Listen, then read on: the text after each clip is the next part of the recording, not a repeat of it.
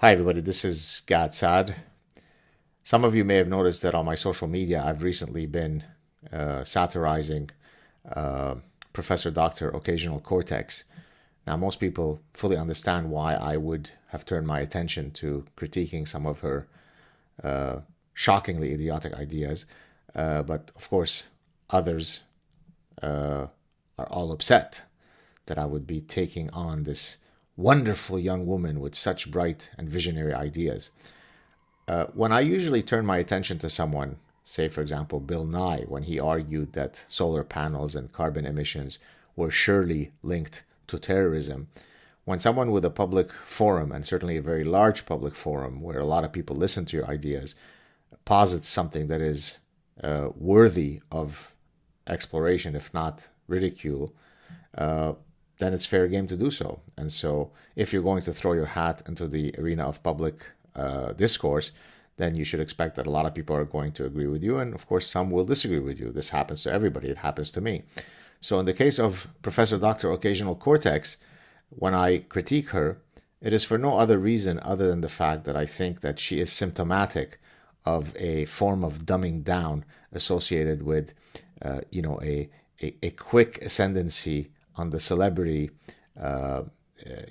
hierarchy, right? In the same way that I've written an article a while ago in Psychology Today about the narcissism and grandiosity of celebrities. What happens usually with celebrities? Because they play the part of someone who saved the world, they actually then start confusing the role that they play with real life, where they suddenly can espouse positions in physics and in epidemiology and in psychiatry and in neuroscience and in all over the place, because they're actors and therefore they know.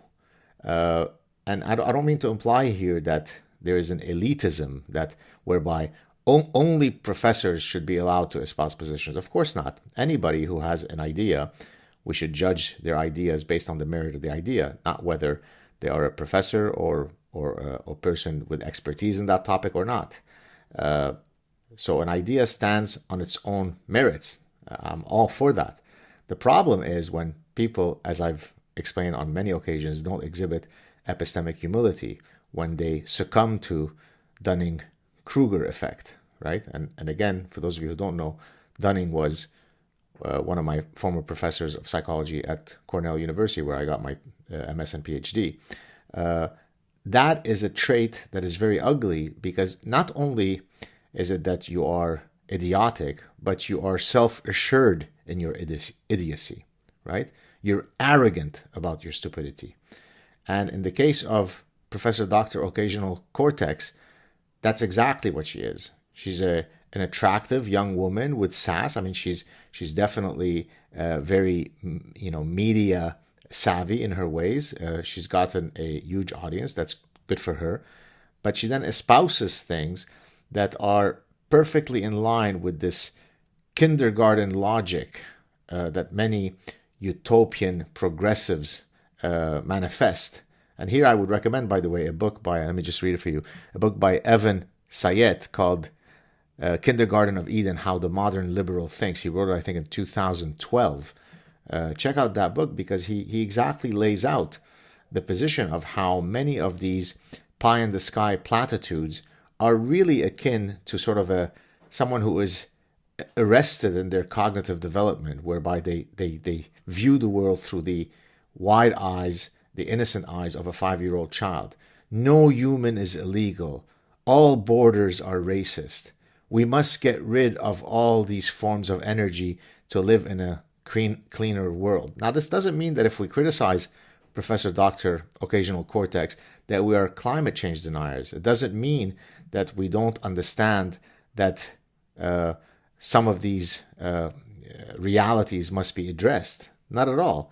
But it means that the solutions that are proposed are not only idiotic, they are profoundly expensive, unworkable, implausible, right? Let's retrofit every single building and house in the United States so it has lesser ecological footprint. Let's now move to walking around or traveling on donkeys. And let's get rid of electronic communication and use homing pigeons, as I recently declared I would be doing. I would only be traveling from now on donkeys and using homing pigeons for my communique. So this might be the last sad truth that I do, whereby you don't get the content delivered to you via a homing pigeon.